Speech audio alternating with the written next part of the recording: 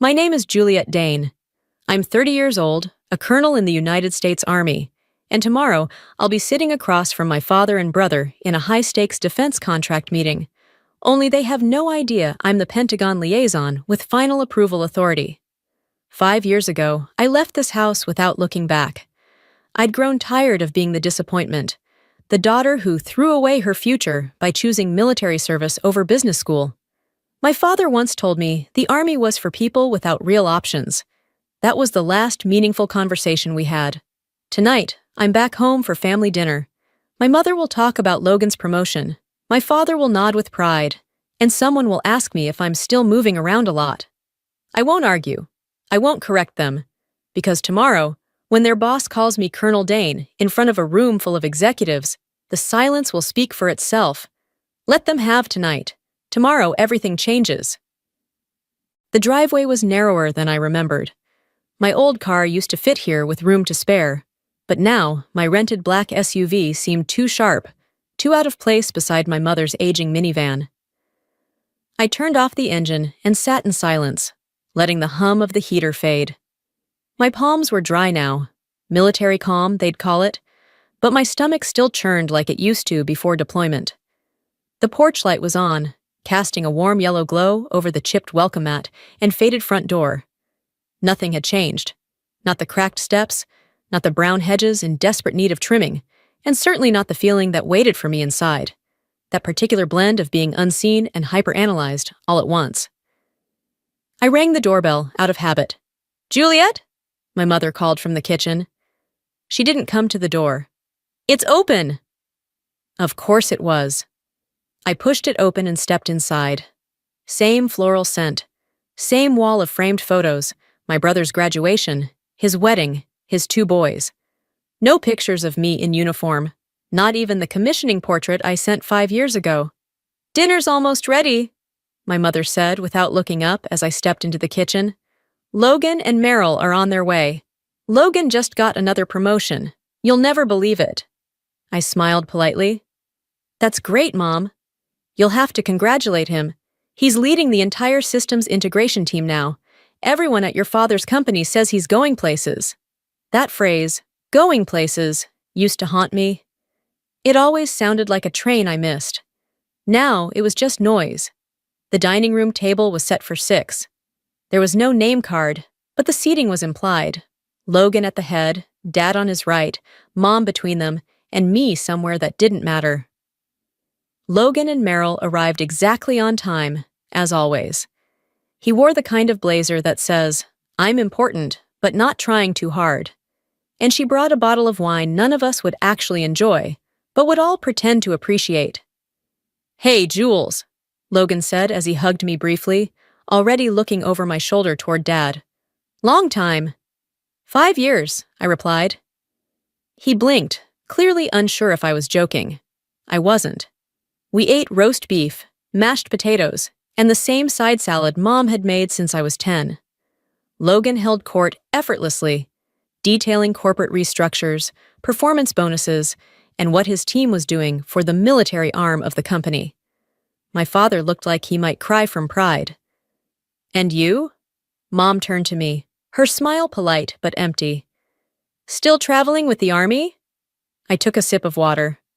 "More or less." "Still a captain?" Dad asked, eyes not leaving his fork. "Something like that." "Must be tough, being in the field all the time," Logan added. "I mean, no long-term strategy, right? Just following orders?" I didn't answer. I didn't need to. My uniform was still folded carefully in the back of my suitcase upstairs. The silver eagle insignia catching light through fabric. Tomorrow, they'd learn just how much strategy I was responsible for. For now, I let them talk. It would be the last time they spoke over me. I spent most of the evening in my old room, seated on the edge of a twin bed covered in the same patchwork quilt my grandmother had sewn when I was 12. The walls were still lined with relics from a version of me they had once believed in. Basketball trophies, honor roll certificates, college acceptance letters, every accomplishment prior to the moment I joined ROTC. After that, I became a cautionary tale in this house. There were no framed articles about my cybersecurity awards, No photos from my deployments. No certificates marking my promotions to major, then lieutenant colonel. The most significant achievement of my life, a full colonel in the U.S. Army Cyber Command at 30, was completely invisible in this home. I remembered the day I told them about the ROTC scholarship. I had expected hesitation. I didn't expect disgust. My father had looked at me like I'd thrown myself away. "The military is for people who don't have real potential," he had said. "You were always meant for more." He'd meant his version of more, of course. An MBA, a corner office, and, ideally, a position under his wing at Westbridge Technologies, the same defense firm he'd given his life to. It was always supposed to be Logan, and when Logan stepped into that mold effortlessly, the family narrative was complete. I wasn't the daughter who chose a different path. I was the daughter who wasted hers. Downstairs, I heard the echo of laughter. Dad's deep chuckle, Mom's soft sighs, Logan's booming confidence. The sound of a tribe gathered around a chosen successor. I'd grown used to it, but the irony was almost poetic now. Logan had just been promoted to lead the systems integration team on the very military contract I now oversaw. He didn't know. None of them did. Tomorrow at 0900, I would walk into Westbridge Technologies in full uniform, brief the executive board as Pentagon liaison for Project Sentinel, and evaluate the same technical strategy Logan bragged about at dinner. Back in my room, I opened my suitcase and pulled out the uniform. Midnight blue, pressed to perfection. My ribbons and medals aligned precisely. The colonel insignia gleamed beneath the soft light. I checked for stray threads and polished the buttons with a cloth I always carried. My hands moved mechanically, ritual over emotion. Because tomorrow wasn't about revenge. It was about precision, presence, and performance. It was about finally letting them see who I had become, in a language they couldn't interrupt or belittle. The next morning, I arrived at Westbridge Technologies 15 minutes ahead of schedule. The parking lot was already filling with staff in business attire, rushing through security checks with lanyards and briefcases. I pulled into the reserved spot marked Military Liaison DoD Authorized, stepped out in full uniform, and adjusted my collar. Heads turned as I walked past the front checkpoint. Some stared, some stood up straighter, but no one questioned why I was there. "Good morning, Colonel," the guard at the entrance said, scanning my badge. His tone was sharp, respectful, the kind of greeting I'd never heard in my father's home. Inside, I bypassed the reception desk and took the elevator to the executive floor. I had memorized the floor plan weeks in advance. No surprises, no hesitation. When the doors opened, the first person I saw was Logan. He stood near the hallway window, flipping through a sleek presentation tablet. His posture was relaxed until he saw me step out. He blinked. "Juliet, why are you in... What? What is that?" I didn't stop. "Good morning, Mr. Dane. I'm here for the project review." Behind him, my father's voice echoed before he appeared. He was deep in conversation with two men in matching navy suits. Then he saw me and froze. "Juliet, what's going on? Why are you dressed like that?" he asked, eyes narrowing in confusion. He looked from me to the others in the hallway, gauging their reactions. It was dawning on him, too slowly, that something was off. Before I could answer, a tall woman with short white hair rounded the corner. Lorraine Hart, CEO of Westbridge Technologies, stopped mid-stride when she saw me. Then her expression broke into a smile. She walked directly toward me and extended a hand. "Colonel Dane, I didn't realize you'd be attending in person. A pleasure." I shook her hand. "I was in the area. I thought it would be useful to sit in on the briefing myself." "Absolutely. You'll elevate the room just by being here," Lorraine said with a chuckle. Then, turning to the group behind her, "Everyone, for those unaware, this is Colonel Juliet Dane, our Pentagon liaison for Project Sentinel.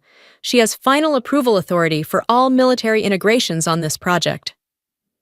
It was like the air got sucked out of the hallway. I didn't look at my father or brother then. I didn't need to. Their silence told me everything. We entered the conference room together. My name was already on a placard at the head of the table, next to Lorraine's. I sat down, reviewed my notes, and waited. The team began filtering in. Directors, engineers, project leads. Each introduced themselves to me with the careful politeness reserved for people who could stall or greenlight millions in funding. Some were surprised I was so young. Most were surprised I was a woman. None asked twice once they saw the insignia. Logan and my father came in last. They took seats farther down the table, stiff and quiet. The meeting started promptly at 0900. Lorraine opened the session, then turned it over to me. As we begin, I'd like to thank Colonel Dane for joining us in person. Her oversight has been invaluable, and her technical guidance has already refined key aspects of our cyber protocol design. I stood, briefed the room on current milestones, then outlined critical changes I expected implemented before the next round of funding. I made eye contact with every speaker, I asked questions, I requested documentation, and then it was Logan's turn. He stood slowly, clearly unsettled. As systems integration lead, I've been developing a new rollout strategy for Phase 2, he began, his voice faltering. I believe it aligns with our performance targets. I waited, arms crossed, letting him finish. Then I spoke. Mr. Dane, I said, neutral and professional, could you clarify how your proposed method accounts for the latency thresholds specified in our last Pentagon memo? He blinked. I can revisit that portion. You'll need to. Our benchmarks are non-negotiable. Please revise the protocol draft and submit it by close of business Thursday. He nodded quickly. Yes, ma'am. For a moment, the room was still. Then we moved on. I took control of the next discussion item as if nothing had happened. But everything had. The meeting ended just after noon. Lorraine wrapped up with a few remarks about transparency and collaboration, then turned to me. Colonel Dane will remain on site through tomorrow for follow-up assessments. Please extend full access and support. This project is critical to both national security and our future partnerships. As people began to file out, I felt eyes lingering. Not with curiosity anymore, but recognition. My credentials were no longer a mystery. I had earned my seat at the table, and they knew it. My father hovered in the hallway afterward, just outside the glass walls of the conference room. He looked like a man who'd walked into a room expecting applause and found a tribunal instead. Juliet, he said once we were alone, still searching for a tone of authority. We need to talk. I nodded. Your office? He hesitated, then gestured down the hall. Inside, the air felt heavier. My mother was already there, seated stiffly in a visitor's chair. Logan stood by the window, arms folded, jaw set. The three of them together, my childhood jury. I didn't sit. I stood at ease, hands clasped behind my back, calm, unapologetic. You've been a colonel for how long? My father asked finally. 6 months, I replied. 6 months, he repeated hollowly. And you didn't tell us. I did, I said quietly. I sent invitations to my promotion ceremony. Emails, articles. I left voicemails. None of you responded. He opened his mouth, but my mother interrupted. We didn't know what it meant, she said. Colonel, that sounds high, but we didn't understand. Why didn't you explain? Because I stopped trying to justify my worth, I replied. Every time I called, the first question was about Logan's projects or your quarterly numbers. You never asked about me unless it was to suggest I quit the army and come home. We thought you were stuck, Logan said. Like, moving base to base, never really going anywhere. I looked at him. You said last night that people in the military just follow orders. You laughed while saying it.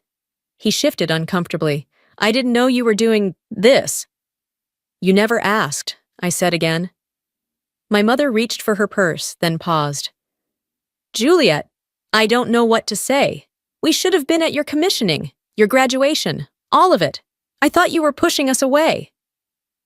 No, I said. I just stopped hoping you'd show up. The silence that followed was thick, uncomfortable, but necessary. My father cleared his throat. So, what do you want now? Public acknowledgement? An apology? A headline in the company newsletter? I shook my head. I want nothing but what I've always deserved: respect. For my work. For my decisions. For the fact that I didn't fail just because I didn't follow your blueprint. Logan finally stepped away from the window. You evaluated my presentation today, and you were fair, he said, quieter now. You didn't humiliate me. I wasn't there to, I replied. I was doing my job. He nodded slowly.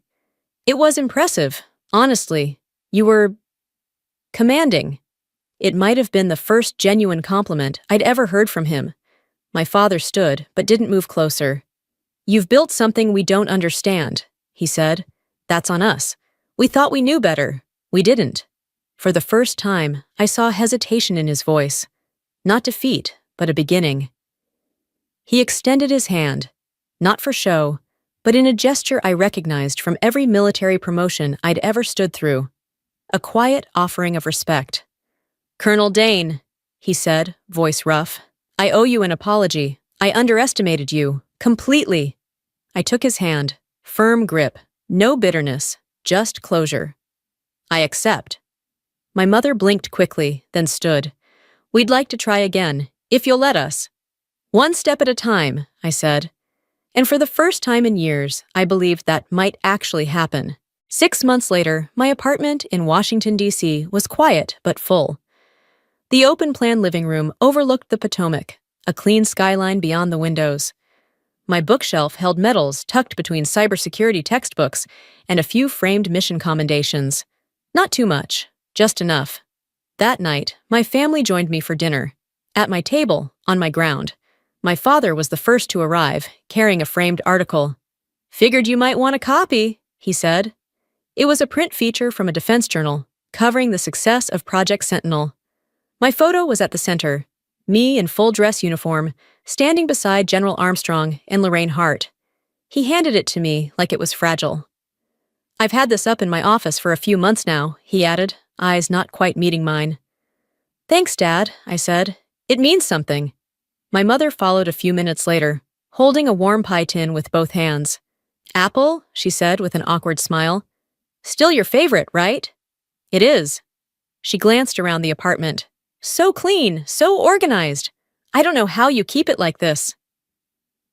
I almost replied with a joke, military habit, but decided against it. She was trying. It didn't need commentary. Logan and his wife came last, bringing an expensive bottle of wine and a strange kind of ease I didn't expect. After dinner, as the dishes clinked in the sink and conversation drifted toward quiet praise, Logan pulled me aside. I implemented the rollout structure you mentioned, he said. The team didn't love it at first, but it works. Better than what we had. Did you tell them where you got it? He grinned sheepishly. Eventually, after I let them believe I was a genius for about 5 minutes. I smirked. As long as it's working. He nodded. It is. And so are you. I mean, you've really got it together. I don't think I ever said that. No, you didn't? Well, I'm saying it now. Across the room, I saw my father examining the medals on the shelf. His eyes paused over one in particular. The cyber defense citation for counteracting a foreign breach that had almost crippled 2 federal networks. I read about that one, he said quietly. Didn't realize at the time. You were leading it. I was, I answered. He didn't add more. He just nodded. It wasn't a parade. It wasn't a movie ending, but it was real. And that made it better. Later that evening, over coffee and my mother's pie, my father raised his glass in a quiet toast. To Colonel Juliet Dane, he said, who proved that your worth isn't found in following someone else's path, but in walking your own. We all raised our glasses. I looked around that room and saw something I'd never seen growing up. Recognition. Not pity, not tolerance, but the kind of earned respect that no one could take back. And in that moment, I knew something important. The victory wasn't in them finally seeing me. It was in the fact that, even if they hadn't, I still would have kept going. I thought I needed their approval, that someday, if I worked hard enough, They'd finally see me. But the truth is, I didn't need their recognition to be real. I was already enough. Walking into that boardroom in uniform wasn't revenge. It was quiet clarity. I didn't need to explain who I was. My presence did that for me. They once told me I was wasting my potential, that I'd never become anything. And yet there I stood, leading the very project they'd built their careers on. That moment didn't heal everything. It didn't erase the past, but it did something better. It proved that I never needed to follow their path to create value. So if they underestimate you, let them. Keep building, keep rising. And when the moment comes, show up, fully, calmly. Because the strongest proof isn't what you say. It's who you've quietly become.